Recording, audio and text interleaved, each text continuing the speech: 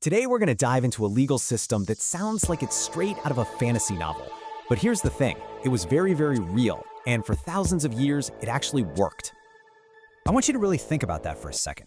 Imagine a world with no police, no courts as we know them, and no prisons. How would society even function? How would you get justice if someone wronged you? It's a question that kind of short-circuits how we think about law and order. Because this isn't some hypothetical scenario. For thousands of years, ancient Gaelic Ireland did just that. They had this incredibly complex legal system and no police or prisons to enforce it. So how on earth did they pull that off? Well, the answer lies with a group of people you think you know, but you probably don't. Yeah, the Druids. Now, when you hear that word, you probably picture guys in robes chanting in a forest, maybe some magic involved. But the reality? So much more impressive. The Druids were the intellectual heavyweights of Celtic society. They were the judges, the doctors, the philosophers, the scientists, the whole shebang. And get this, to become a Druid, it could take up to 20 years of training. 20 years. That's more school than it takes to become a brain surgeon today. This wasn't some weekend workshop. It was a life's devotion to mastering an incredible amount of knowledge. And just look at what they studied. We're talking law, medicine, philosophy, astronomy, history. Their authority didn't come from some magic wand. It came from being the undisputed experts in pretty much every field that mattered to their society. They were the ultimate Renaissance men, long before the Renaissance. So, all of this deep knowledge was the bedrock for Ireland's native legal system. It's known as Brehon Law, or if you want to be more accurate, Féinechas. And it was built on a set of principles that are pretty much the polar opposite of our legal system today. Here's the core difference, and it's a big one. Our modern law asks, what law was broken, and how do we punish the person who broke it? It's a crime against the state. But Brehon Law asked a totally different question. Who was harmed, and how do we fix it?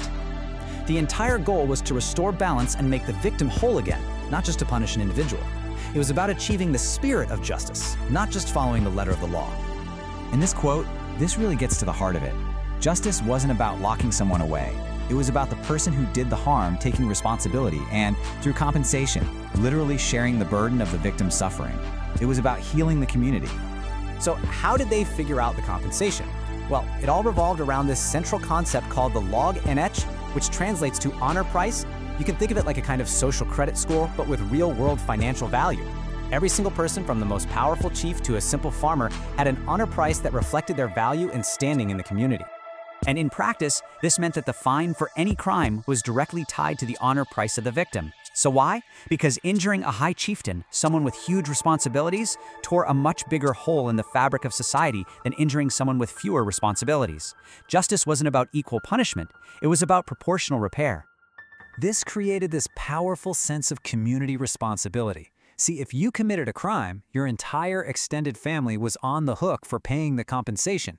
That gave everybody a very real reason to make sure their relatives stayed in line. The community basically policed itself.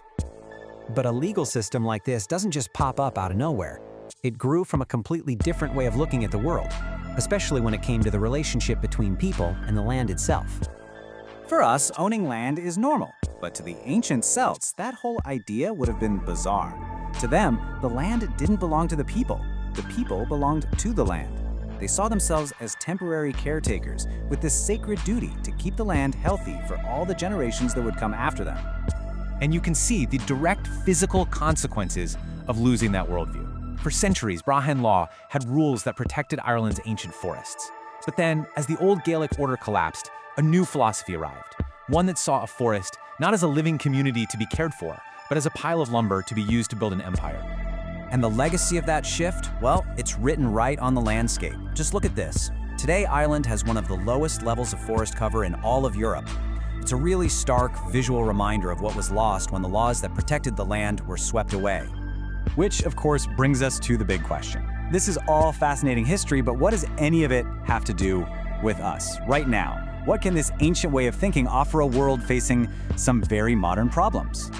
Now, let's be clear. The goal of people who follow these ideas today isn't to get rid of modern society and go live in huts. It's about recognizing we live in a different world. It's really about looking back to find inspiration. It's about asking if these old concepts, things like restorative justice, community responsibility, and seeing ourselves as caretakers of the planet, might actually hold some powerful answers for the crises we're facing today. And that's really the question I want to leave you with. Every culture, every community has its own deep past, its own forgotten wisdom. So, what essential truths about justice, about community, and about our place in the world have we let slip away? What have we forgotten that is absolutely worth remembering?